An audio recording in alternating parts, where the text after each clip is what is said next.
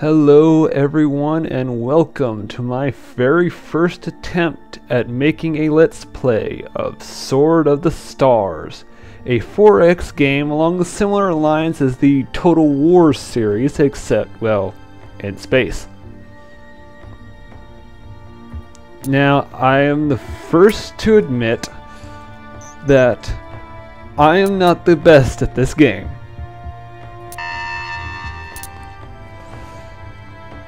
That's not to say that I am terrible at it, but I haven't been playing for very long.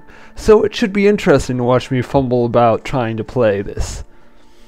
So let's go single player and just do a basic scenario campaign. Wait, no.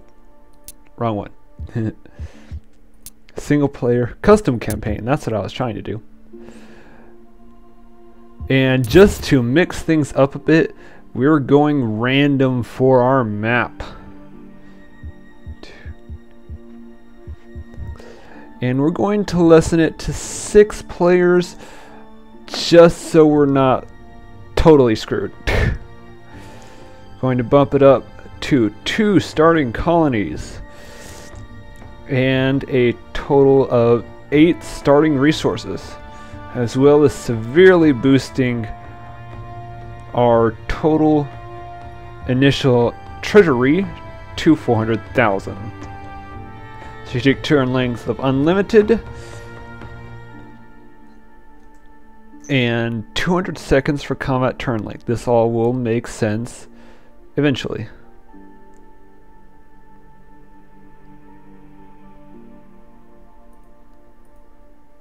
No alliances, so we don't have to worry about diplomacy and such. At least I think that's how it's going to work. And we're going to lower the random encounter rate to 10% of normal. Trust me, it'll make things a lot less frustrating. We're going to lower the number of stars to about 150, just so we can have about decent number of planets. So, name the game.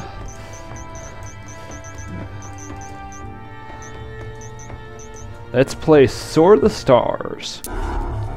Let's get to it. Now, each of our races, each of these computers, will be one of the various races playable in the game. Starting with humans. Don't really need to explain anything about them.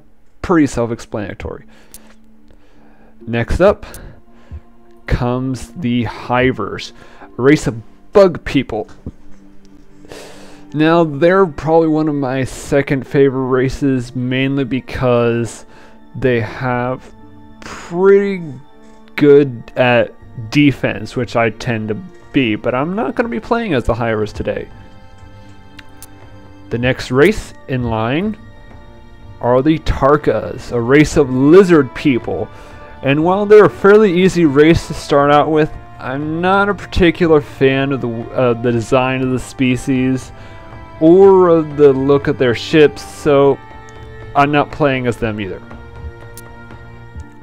Next up comes the Lear, a race of hermaphroditic telepathic space dolphins.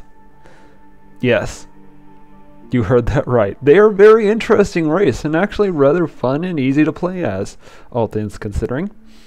But once more, not playing as them. Next up come the Zool, a race added in the most recent expansion pack, Born of Blood.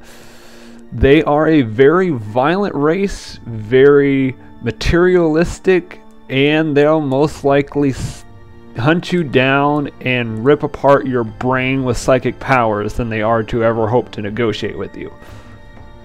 They are very good at offense when playing the game, but I'm not very good at that, so not going to be playing as them.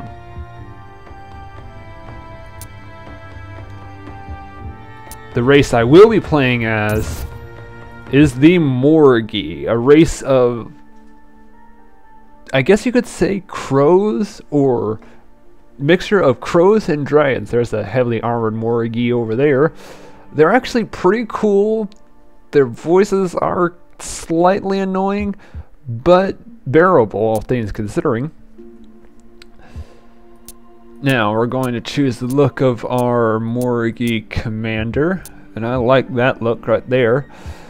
And sure, let's go with that for... Alright, we've got all 6 of the races. Don't have to worry about diplomacy, low encounter rating, and what race we're going to be playing as. So, without further ado, let's start this baby up.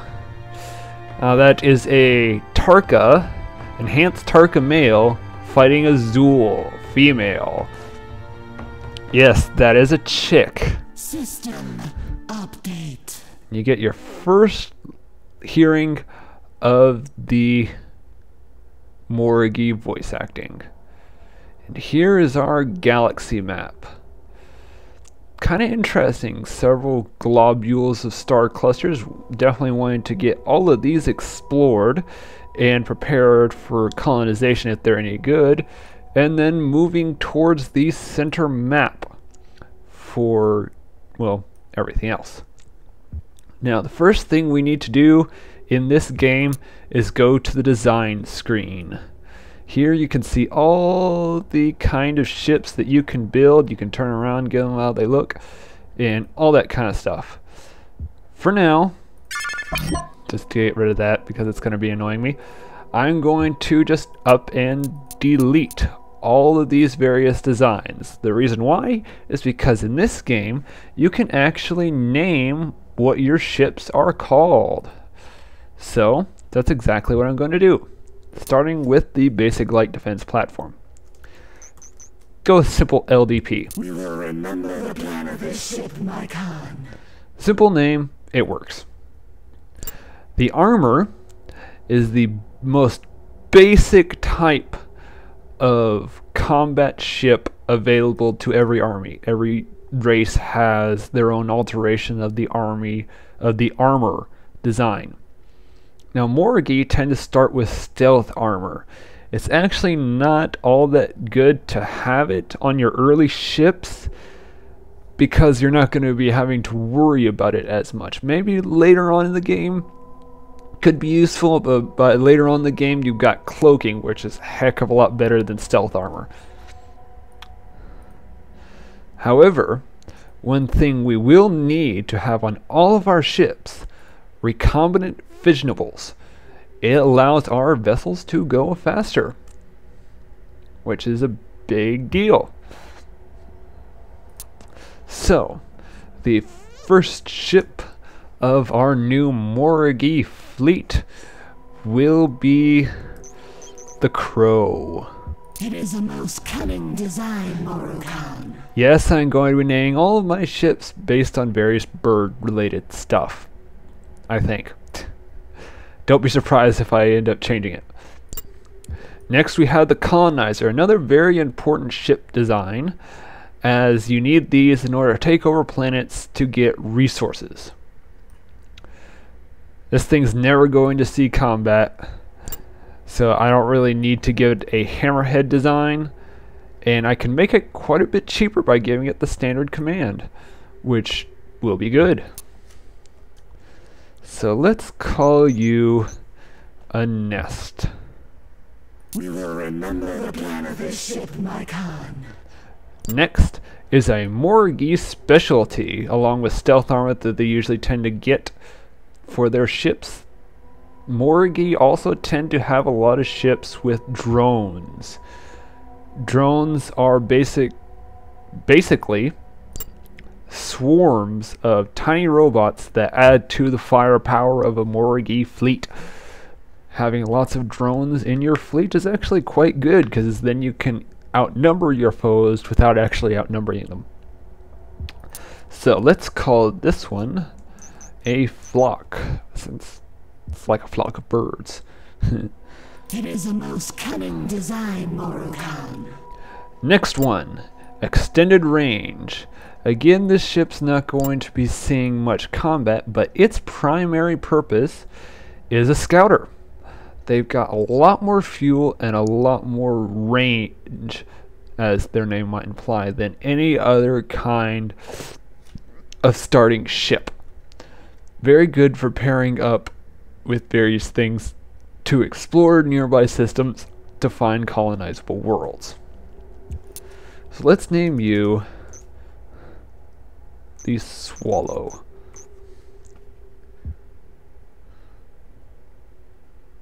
We will remember the plan of this ship, Mycon. And if you can figure, and this is actually a Monty Python reference, believe it or not, if you can figure it out, or give yourself 10 points. Next ship, the Grav Boat.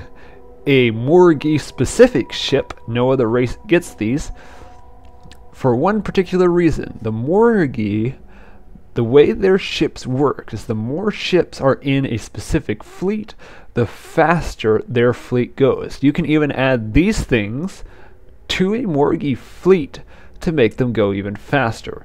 They're very worth having at least one in every fleet that you make. Make sure they go faster.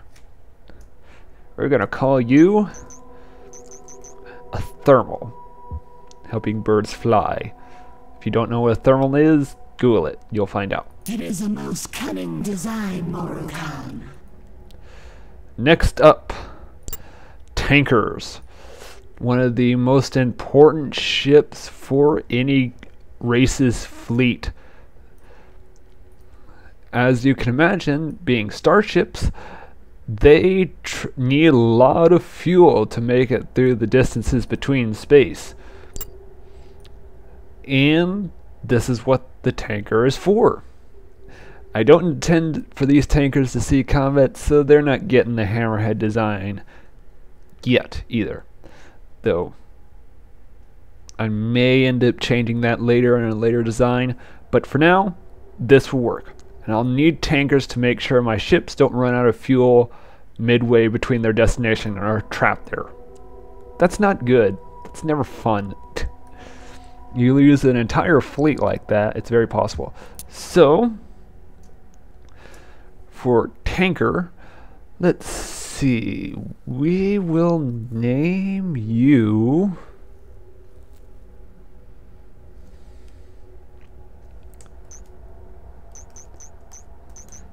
a Pelican. We will remember the plan of this ship, Mycon. Now that we have the basic ship designs ready, we can start building our first fleet. Now, we start always with at least 2 extended range ships, 2 thermal ships, and 2 Pelican ships. Initial scout fleets. And go ahead and crank up ship construction to max, so we can get this early fleet out as soon as we possibly can, as we are going to need it. And then it's always good to max out your defense platforms as soon as you possibly can for your planets. Get it out of the way as soon as you can so you don't have to worry about it. More ships will be built. We're also going to have to do that for this place too. You can have a maximum of 10 of each type of defense platform at world. However, there are only some worlds can hold larger than light defense platforms. Not all of them, which does make things slightly complicated. Come, increase the flock. The next step we must do is go to the research tab, see what we've got. Now see, an interesting thing about Sword of the Stars research tech trees is that they are randomized. That is right, we don't get the exact same technologies except for a couple here and there between playthroughs, meaning that each time you play this game, it will be slightly different than the one that came before. So, We can see some of the upgrades we already have since I gave us about 8 starting upgrades. So let's see what we need first. FTL Economics. Now there are some upgrades that are kind of needed a bit more, but see, the Morgi in their expansion Murder of Crows is specifically designed to take advantage of FTL Economics. Without it, they're not nearly as good as humans in Lear, which they are kind of a hybrid race of those two. With it, they can amass metric F tons of money to keep producing units long after the treasuries of other races have run dry. So yeah, we're getting this first. No secret can be hidden from my sisters, Moral Khan. Now at first it seems like, oh, this is gonna take for freaking ever, 33 turns? Well, yes and no. You see this slider here? Right now most of it's turned to savings. This yellow bit represents the research total. You just move it, switch it to that way. Now it'll only take 11 turns to do FTL Economics. Now I could boost the research, but I've never had all that much effectiveness with doing that, and the more you boost research on something, the greater chance you're going to have an accident, meaning you're going to lose all of that progress on that specific research that you had up to that point. So yeah, not very good. Alright, we got our research going. We got the first fleet ready and able to be built as we end the first turn.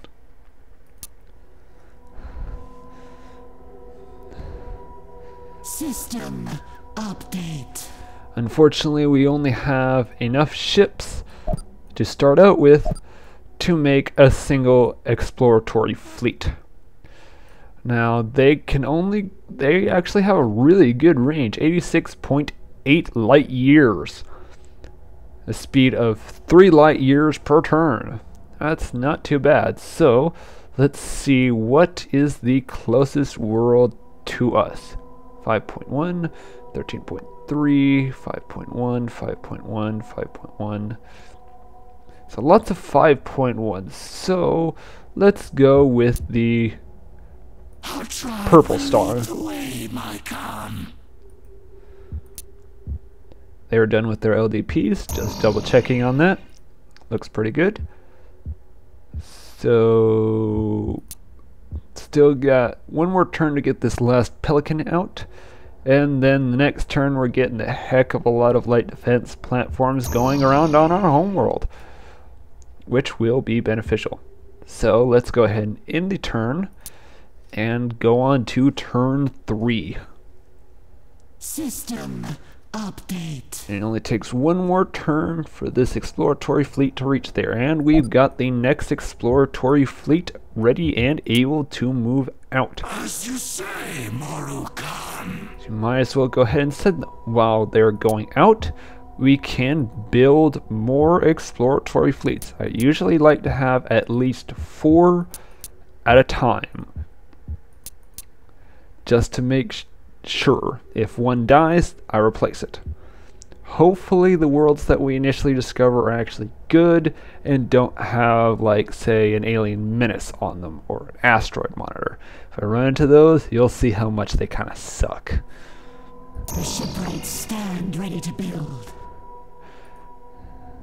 And see this little ticker down here?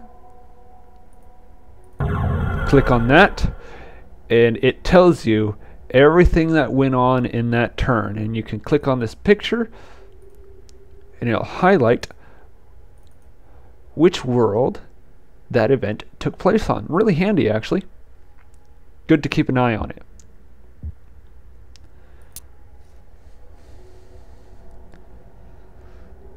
System update. And we have explored our first world, and it sucks. Sometimes that happens. Prohibitive worlds, you can't do anything with them. are completely pointless, completely useless, and just a waste of nearby star space. Yeah, you kind of get those occasionally. So I'll set out the next exploratory fleet, or at least get it ready, as well as sending the one that had arrived to Athena. See if that one's any better. And I think I shall leave it here for now. Thanks for watching. This is Digi, signing off.